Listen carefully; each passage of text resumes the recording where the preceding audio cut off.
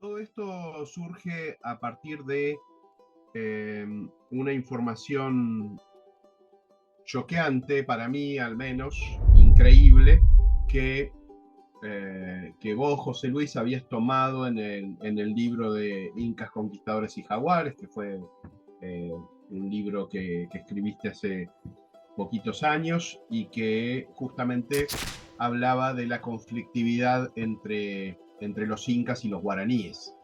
Y en ese libro dejabas eh, caer así someramente, básicamente que los comechingones eran trabajadores estatales o mitimaes, como lo solemos llamar, del imperio incaico.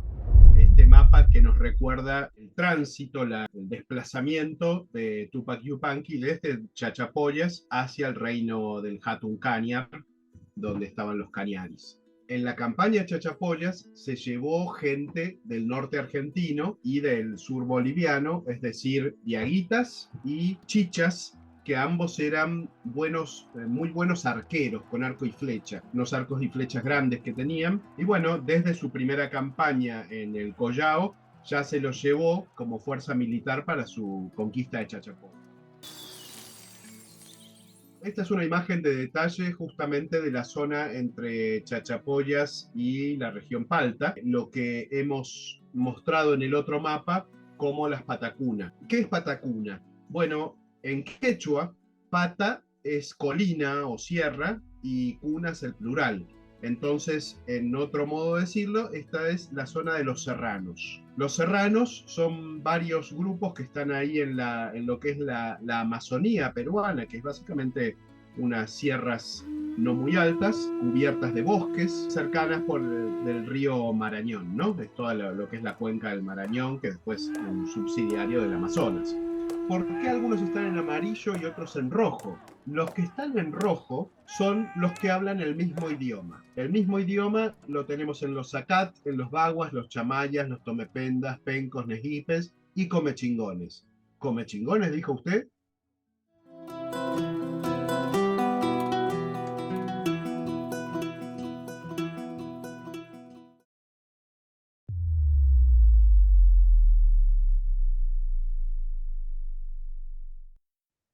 Una cosa importante a tener en cuenta es la región limítrofe. ¿Dónde estaba el límite entre el idioma Enya y el idioma Kamiari? ¿Dónde estaba el límite entre Genen y Kaniari? Bueno, eh, es difícil trazarlo con exactitud, pero bueno, lo hemos intentado y una hipótesis es que haya estado en la zona aproximadamente que va entre Chancaní y Cabalango.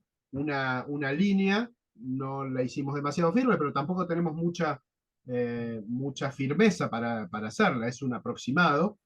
Y esto coincide un poco con la zona de los volcanes, ¿no? De Pocho. Los volcanes siempre para los incas fueron algo sumamente importante, apus muy, muy sagrados, y que además, bueno, tienen por supuesto su correlato en la minería.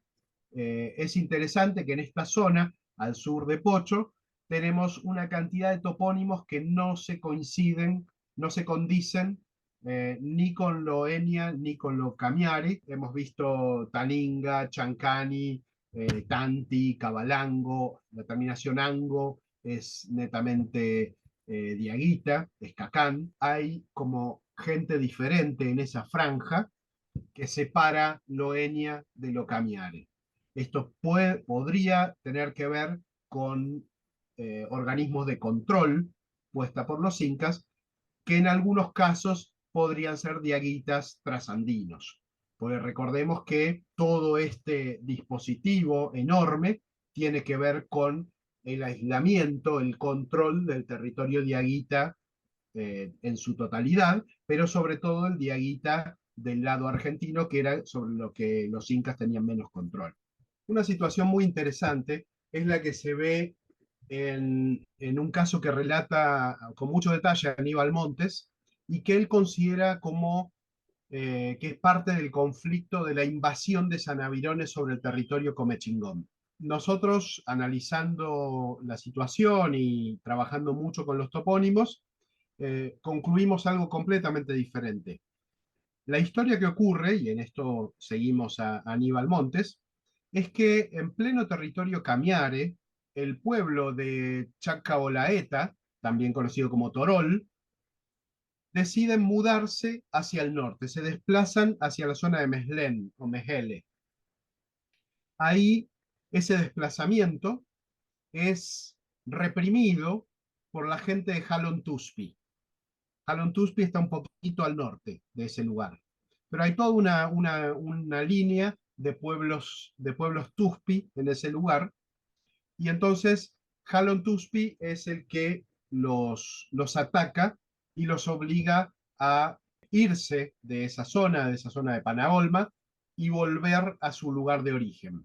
El ataque debe haber sido bastante feroz porque en vez de volverse al lugar de origen, se fueron a Kazankatich o Lava Tuspi, que es una fortaleza, un pucara. Ese pucara lo usa esta gente para defenderse del ataque de los Jalon Tuspi. Pero a la vez, Jalon Tuspi pide ayuda, pide refuerzos a varios pueblos, entre ellos Bogombas Tuspi, también llamado Achala Zacat, a Kiski Zacat, a Sitón y a Ñuño Zacat. Todos estos lugares quedaban prácticamente en la zona del actual lago San Roque y un poco al sur, es decir, a bastantes kilómetros de donde está Jalon Tuspi.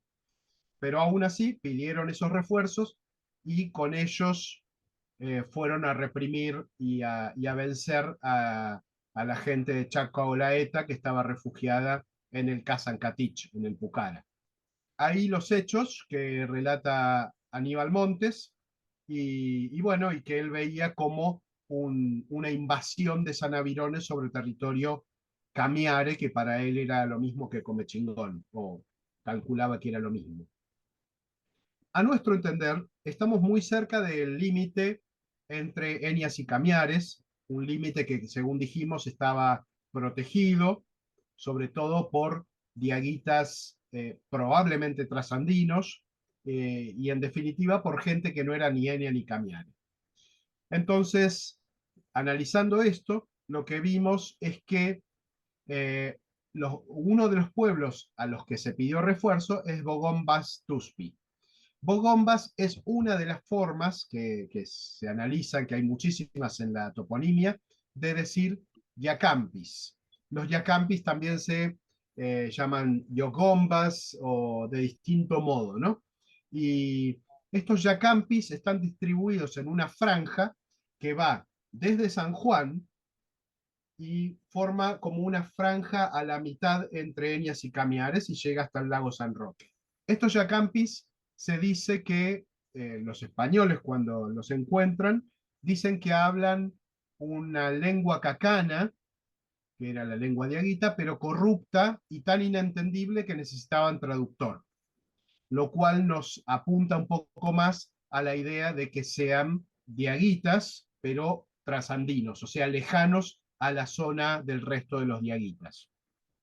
Y esta represión que hacen estos yacampis, coordinados claramente con zacates, sobre los camiares que se mudaron, nos hace pensar en un organismo de control de territorio más que en una invasión. Eso es lo que hemos concluido, y viendo también que el pueblo de Pinatuspi, que la terminación de Tuspi nos está coincidiendo con zonas de Yacampis, el líder de ese pueblo de Pinatuspi era Salta Huacay, lo cual es un nombre completamente quechua. Esta gente de Salzacate parecen ser estos Yacampis que podrían ser diaguitas trasandinos. El nombre Salta Huacay, como dijimos, es quechua. Huacay es llorar, y Salta, bueno, Salta nos recuerda también al tema de los paltas, ¿no? Pero bueno, hay demasiada tela para cortar ahí, y no estamos en condiciones más que para llamar la atención sobre esto, para mostrar una rareza, una cosa que no está contada en la historia y quizás nunca terminemos de resolverla, pero bueno, nuestra función en este momento es llamar la atención sobre cosas que han sido consideradas muy por encima y que requieren un análisis más intenso. Quería agregar una cosita, porque esto está interesantísimo y abre tantas preguntas. Y quiero decir que no se ha trabajado mucho en nuestro país, esto es verdad, lo que es la relación de los Andes con las tierras bajas. Y estas problemáticas que aparecen son consecuencia a que hasta hace poco tiempo, hasta el siglo pasado, estábamos identificando la acción del Tahuantinsuyo en lo que hoy es Argentina solamente en la zona del NOA, del noroeste argentino, porque es evidente allí por la arquitectura y por las transformaciones en el paisaje. Pero ha llegado la hora de que también nosotros prestemos atención a la dinámica de la relación Andes-Tierras Bajas, porque si no lo hacemos no podemos comprender este mosaico de distintos nombres, de posibles encuentros y desencuentros, no solamente en Córdoba. Ahora nos estamos focalizando en las sierras centrales, pero lo mismo podríamos hablar de los humedales santiagueños y las yungas tucumanas y salteñas, etcétera, ¿no? Incluso la relación con los pueblos pampas. Pampa, que es un exónimo, digamos, puesto por los incas, ¿no? A los pueblos Het. Lo cierto es que hay un aspecto que fundamenta estas relaciones que estamos hablando, de los propios incas, que ya no tiene que ver con el terreno militar. A veces uno se centra mucho en eso porque es lo que destacan las crónicas, los grandes logros.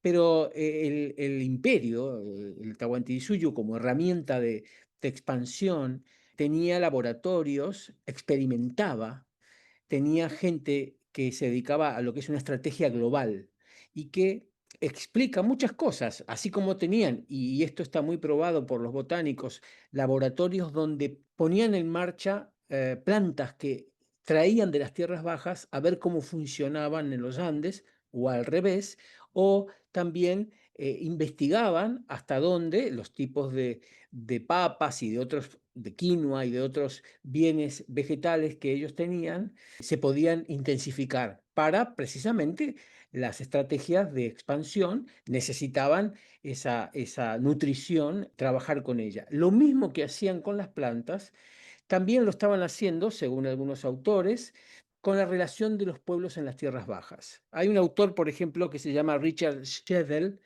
que en el año 1985 se realizó en Bogotá un encuentro, el primer encuentro realmente de especialistas de los Andes y las tierras bajas. Y fue la primera vez que se planteó, se llamaba algo así como las fronteras, la frontera oriental del Tahuantinsuyo.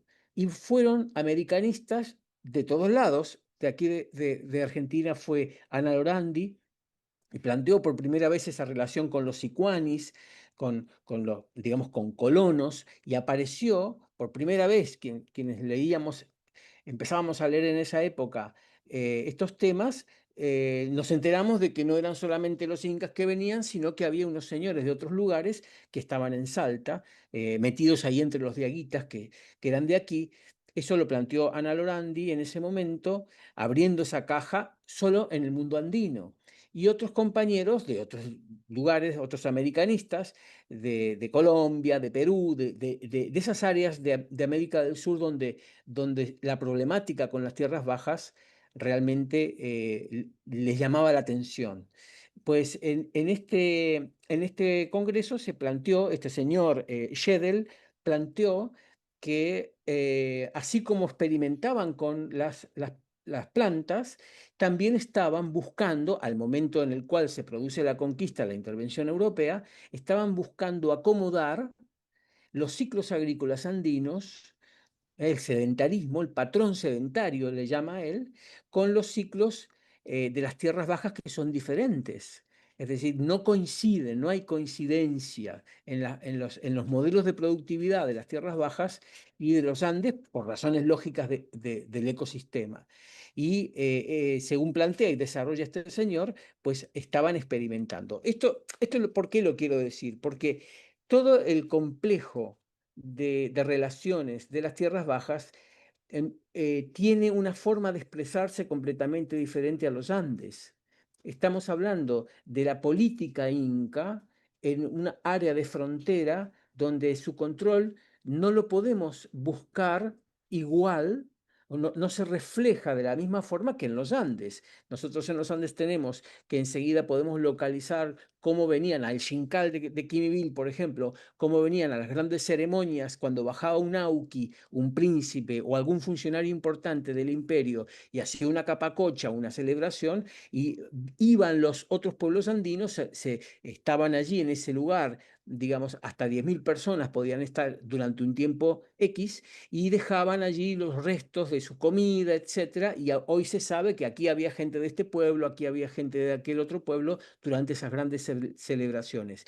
Claro, tenemos esos relictos físicos en la zona andina que no las podemos encontrar igual y no debemos buscar en las zonas de frontera unas evidencias iguales a las andinas. Entonces, esta problemática que se ha destapado aquí de las relaciones que acaba de decir Sebastián, complejas en Córdoba, es la continuación de lo que están encontrando en Bolivia, en la frontera de Bolivia, en la frontera peruana, en la frontera ecuatoriana. Ellos también se enfrentan con estas situaciones en las cuales tenemos un mosaico de pueblos trasladados que se mezclan con los nativos, evidentemente que los comechingones que vienen del Perú son también ancestrales, tienen ancestría local, porque los pueblos cuando llegaban se relacionaban con los pueblos locales y los incas fomentaban las alianzas. Recordemos, en el libro 1, en el vídeo 1, nosotros estuvimos viendo, por ejemplo, a los vallenses, lo que llamamos los vallenses o los huesistas, unas sociedades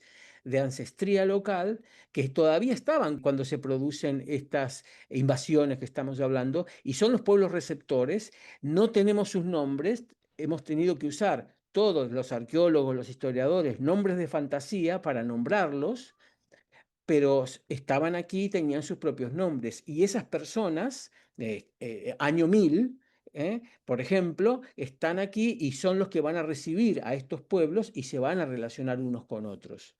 Entonces, para mí no es sorprendente todo esto que nos estás exponiendo, Sebastián, sino que al contrario nos abre una cantidad de preguntas y una cantidad de escenarios que hacen apasionante también nuestra historia en relación con los incas, ¿no?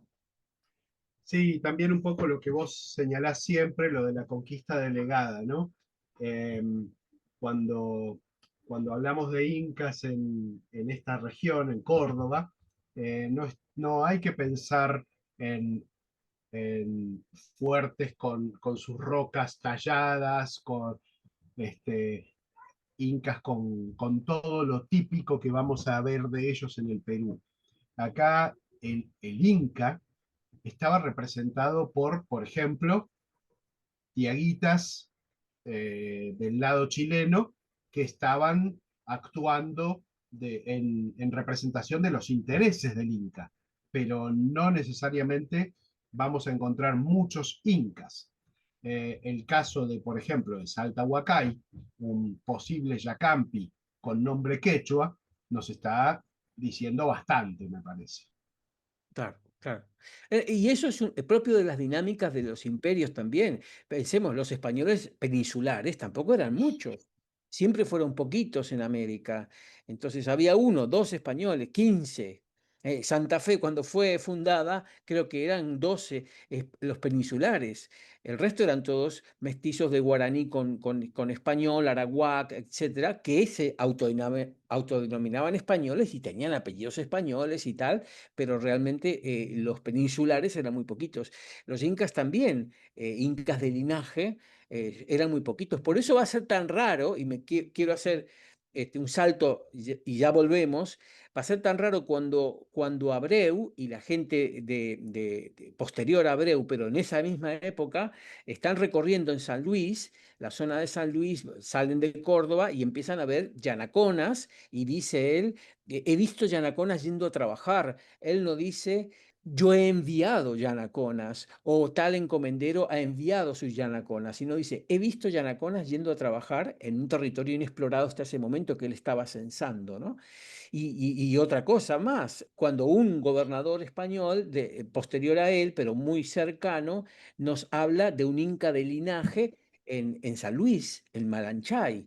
Nos está hablando de un señor, dice, es un inca, pero además de que es un inca, tiene la borla. Y todos sabemos que la borla es la corona inca que solo usaban los incas de linaje. A lo mejor había uno, dos y sus mujeres, y el resto eran todos camiares, ¿no? Sí, sí, pero clarísimo que es alguien de linaje cusqueño, o sea, estaba ahí gobernando Malanchái, era alguien importante.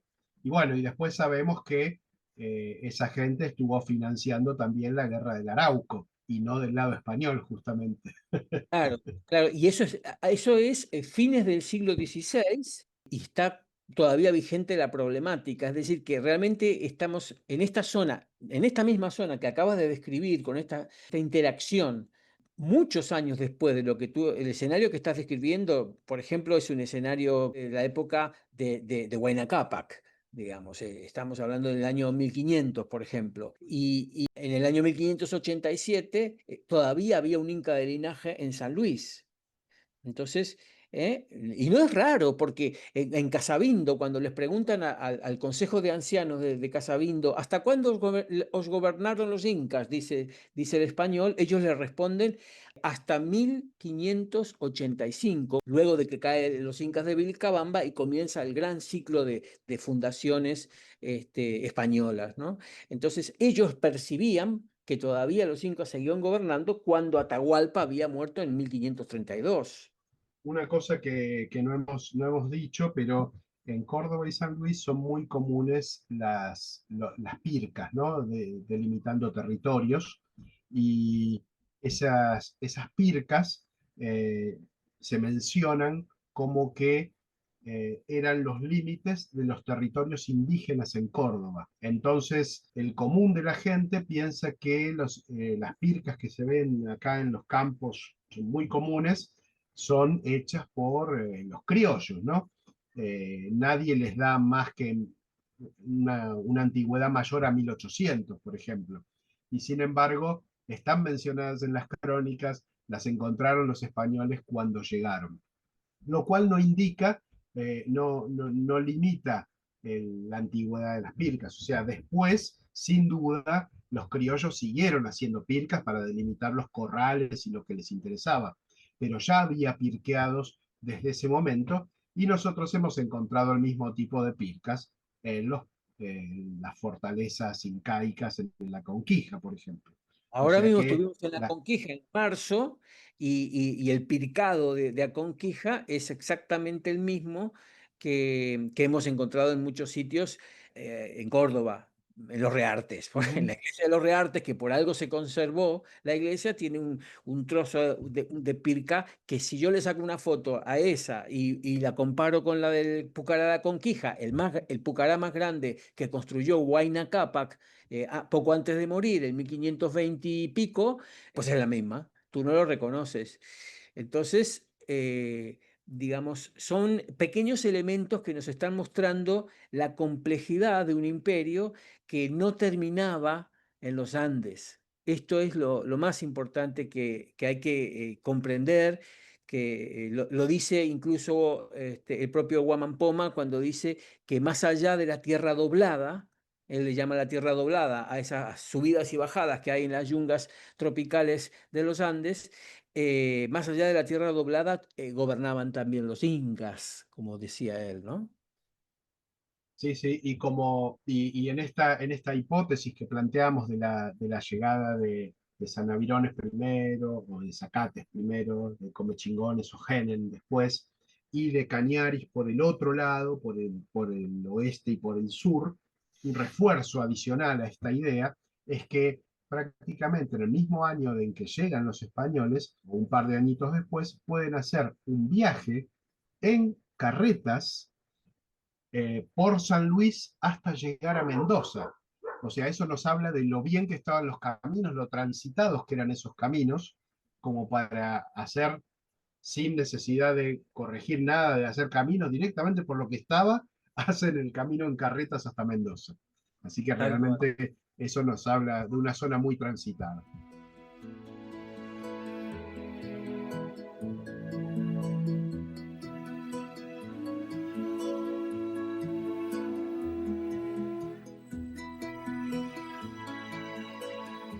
Si nosotros ponemos en contexto lo que acabamos de escuchar, pues podemos entender qué estaba ocurriendo, al menos tenemos más información. Nosotros aquí hemos querido destacar, según las crónicas que seguimos, las voy a repetir porque aunque hayamos dicho en el podcast anterior, quizás alguien no lo ha visto. El propio Juan de Betanzos tiene información directamente de lo que es la historia oficial del imperio. Los incas tenían lo que el Inca Garcilaso llama el barrio de las universidades, la Yachaiguasis, que es donde estaban los centros en los cuales se educaban los intelectuales del imperio. Había algunas solo para gente de linaje, cusqueños, y luego había otros para los funcionarios o aliados de provincias y que enviaban a sus hijos allí. En el primer episodio que nosotros comentamos, el de los sobrinos de Huiracocha, que son diaguitas, hijos de Inca y diaguita, y que van a Cusco, nosotros no dijimos que que el Inca no solamente los reconoce como incas y los vuelve a enviar al norte de Chile, a estos diaguitas, sino que además de enviarle un destacamento militar para afianzar su colonia, también les envía 24 sabios, dice la crónica de Montesinos, 24 amautas, es el nombre que le daban ellos mismos, o personas dedicadas a lo que es el mundo simbólico, el mundo de las ciencias, para que trabajaran y los educaran a ellos y a la colonia. Es decir, que había, así como antes dije, que había una estrategia de adaptación de plantas a los Andes o de plantas a las tierras bajas, así como había una estrategia para entender los ciclos agrícolas andinos y coordinarlos con los ciclos diferentes de las tierras bajas, también había una estrategia educativa y de formación. Y esto realmente son como elementos que van por detrás de lo que luego nosotros vemos como interacciones entre mitimaes, gente que la traen de aquí para allá, etc. O sea, hay planificación. Si hay una cosa que tenían los incas, era muy buena planificación.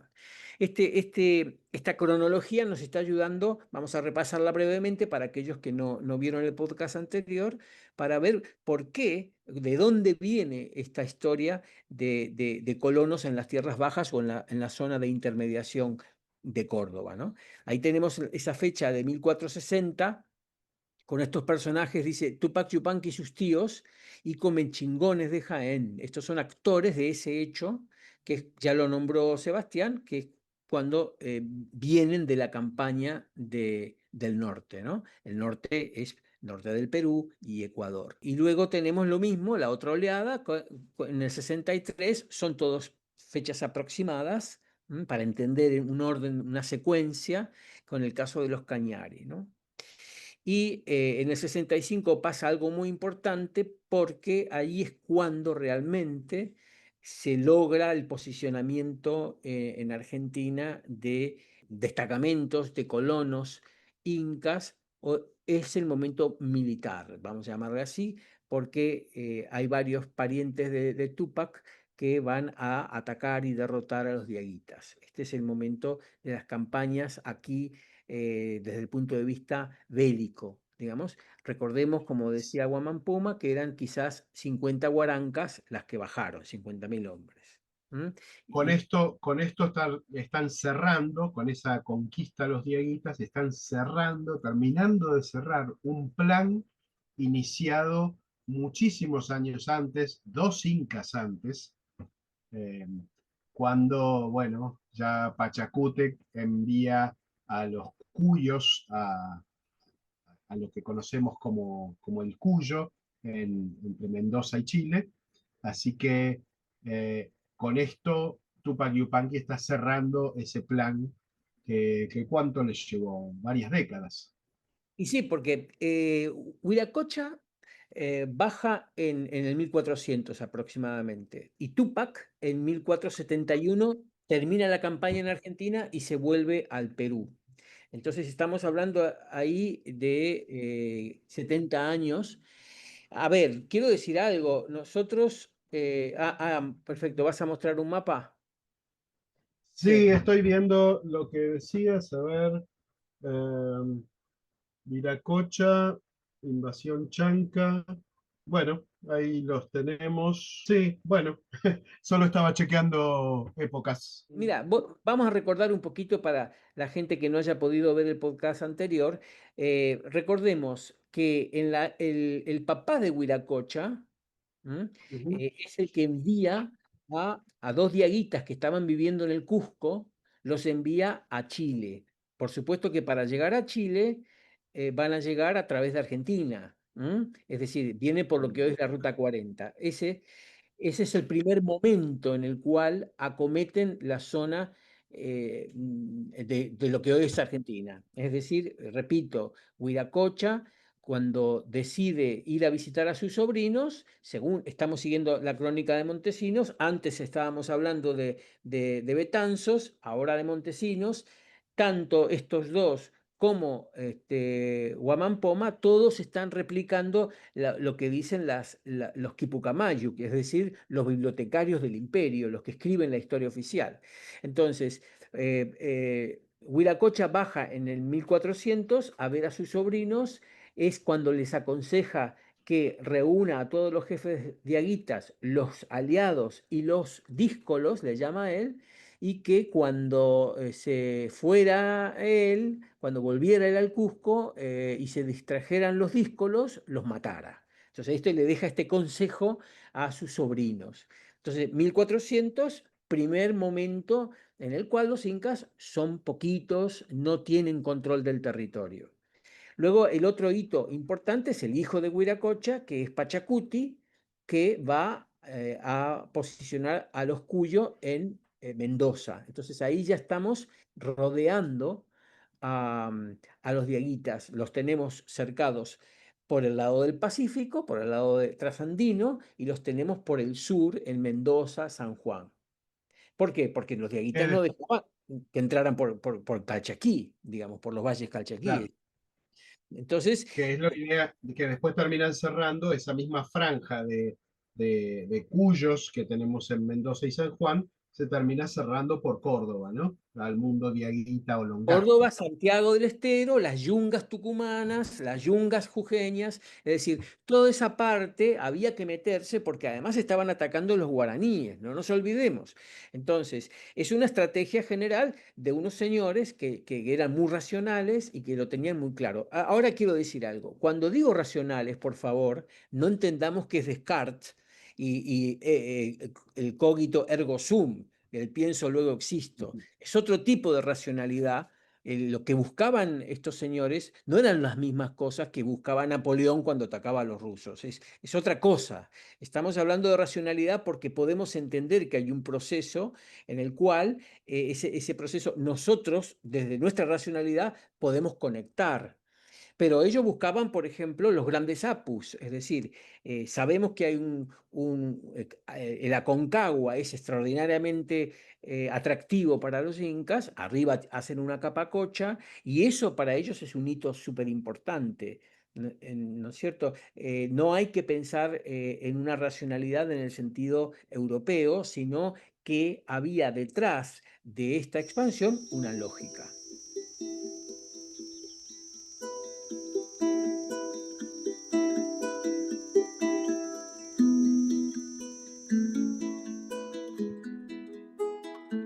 Y aquí en este mapa lo estamos viendo un poquito de forma más clara. Ahí está las colonias de Huiracocha arriba, ¿m? Y luego Pachacuti con las fechas probables según las crónicas. y vemos cómo realmente hay efectivamente una capacidad de rodear a los dieguitas, que son los últimos en resistirse, porque no en vano eran uno de los estados nativos del territorio actual de Argentina en este momento. El resto eran sociedades segmentadas, mucho más difíciles de conquistar. Entonces, así como los incas se adaptaban o estaban en un proceso de adaptación a las tierras bajas, no podían usar en las tierras bajas o en las zonas de transición como Córdoba la misma lógica que en los Andes. Se veían forzados a usar otro tipo de lógicas. Tú cuando te alías con un curaca, con un jefe de aguita trasandino, le van a obedecer todos los que pertenecen a su comunidad. En cambio, cuando tú te encuentras con grupos como los guaraníes, tú no puedes controlarlos a todos juntos. Tú controlas a un jefe, pero los demás jefes no le rinden obediencia. Entonces, la dinámica de relación es completamente diferente.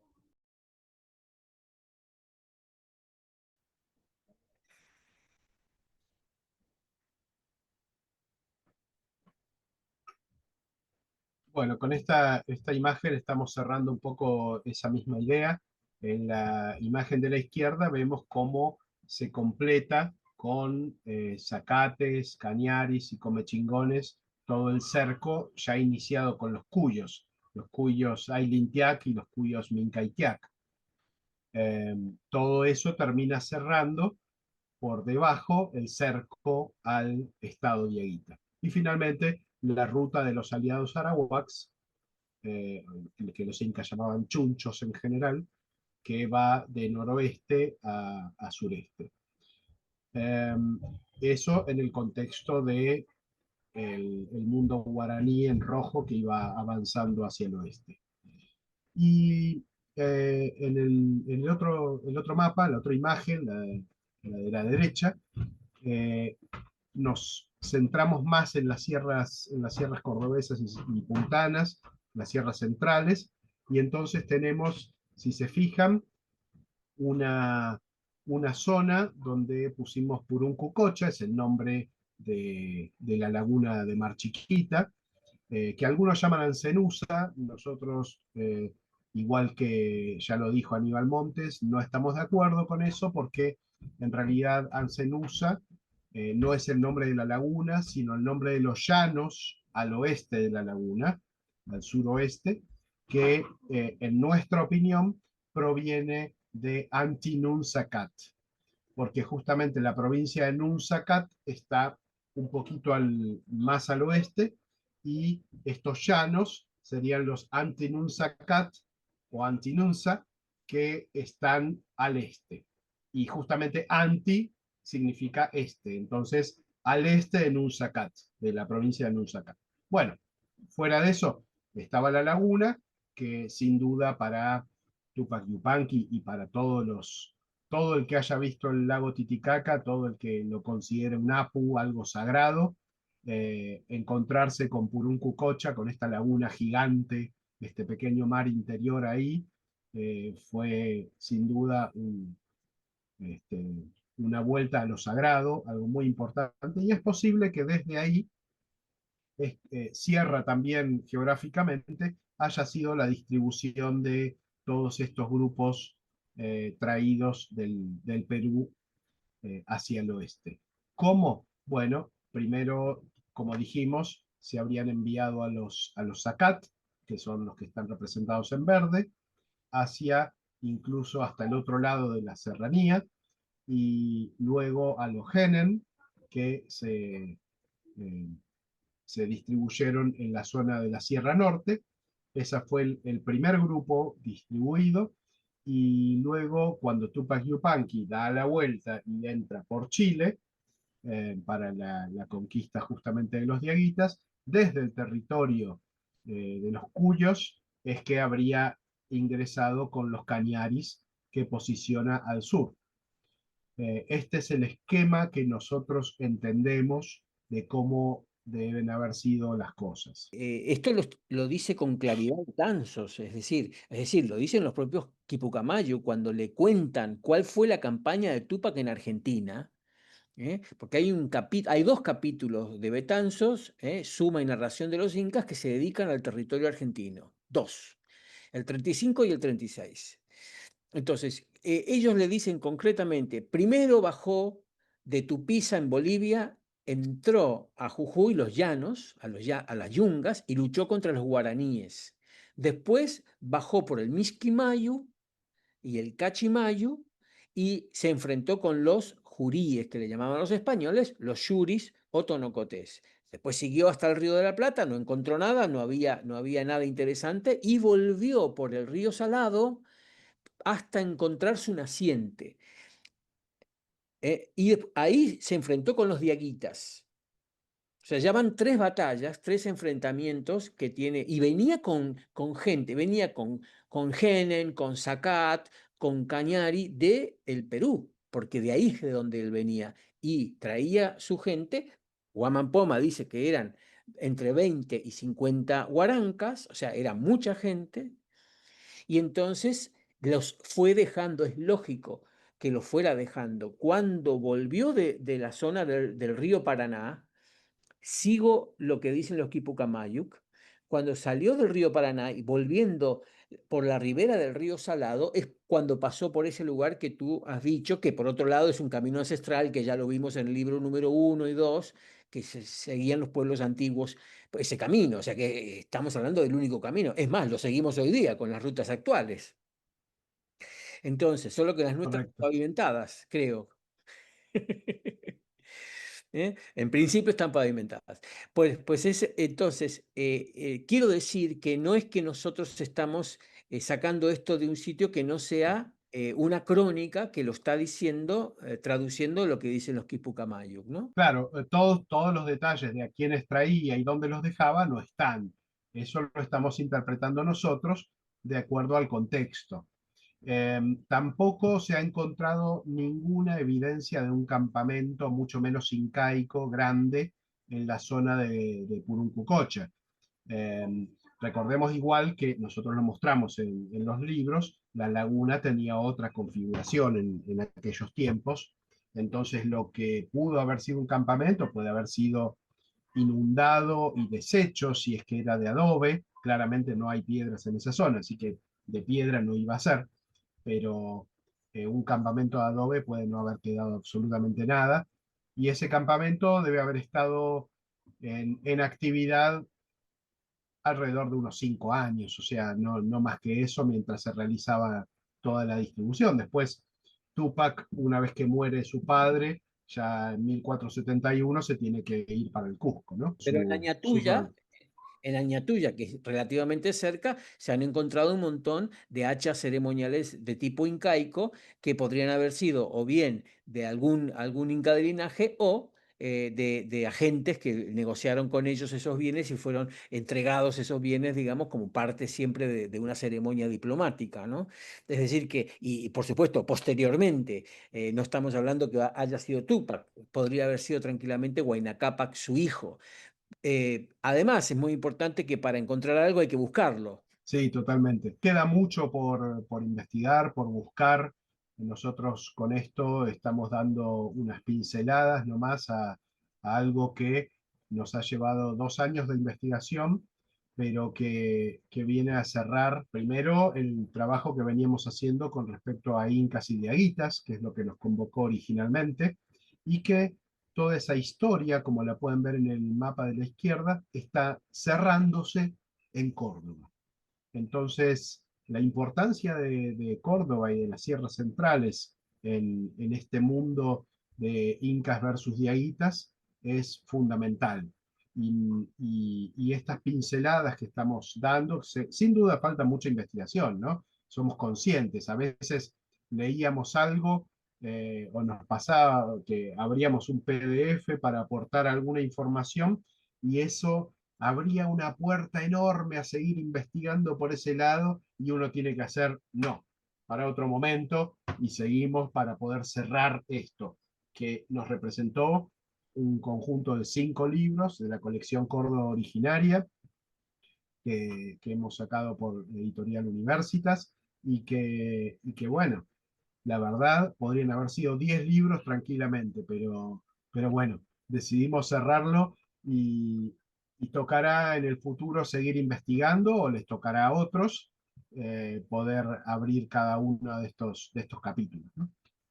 Claro, la visión global de no solo de nuestra historia antigua en Argentina, sino en toda Sudamérica, es la que nos hace ver esas coincidencias que aparecen primero como coincidencias y luego cuando vas refrescando el contexto y lo vas recreando, ya aparecen como evidencias, ¿no? Es decir, tú no puedes negar que hay unos comechingones en Perú.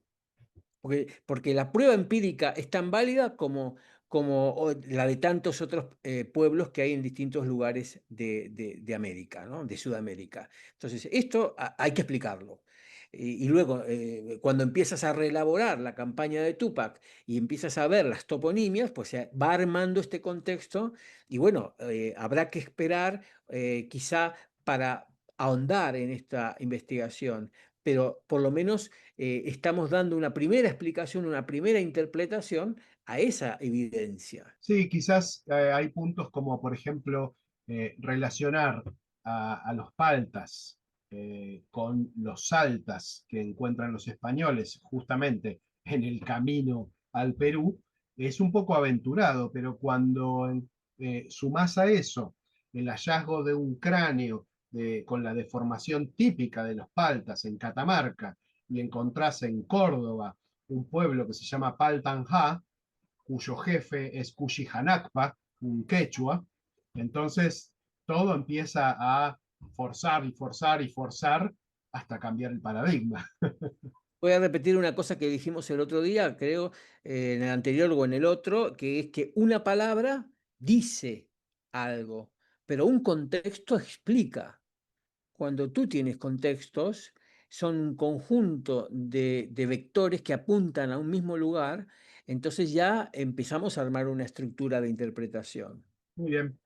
Bueno, yo creo que lo vamos a dejar aquí Uh -huh. y simplemente comentar a quien nos sigue que, bueno, primero de todo, porque hubo una pregunta hoy mismo que nos hizo un lector, dice exactamente, quiero leer la bibliografía que ustedes utilizan y las fuentes y tal. Entonces, yo quiero que sepan que cuando nosotros estamos diciendo todo esto, obviamente en los vídeos o quizás en una entrada de un blog no podemos poner todo el trabajo bibliográfico. Todo lo que es el aparato bibliográfico de esto está, por supuesto, en los libros y también para quien quiera verlo y con enlaces para leer gran parte de ello están en nuestra página web, cordobaoriginaria.com. En el apartado bibliografía, el que le guste ir directamente a las fuentes y ver a Betanzos, ver a Huamampoma y tantos otros, y estos autores modernos que hemos citado, pues allí los van a encontrar. Así que bueno, en principio con esto nos despedimos y nos volvemos a encontrar el viernes que viene, ¿m? Con un poquito más. Así sea. Un abrazo muy grande. Gracias Chau, por escucharnos. chau. Chau.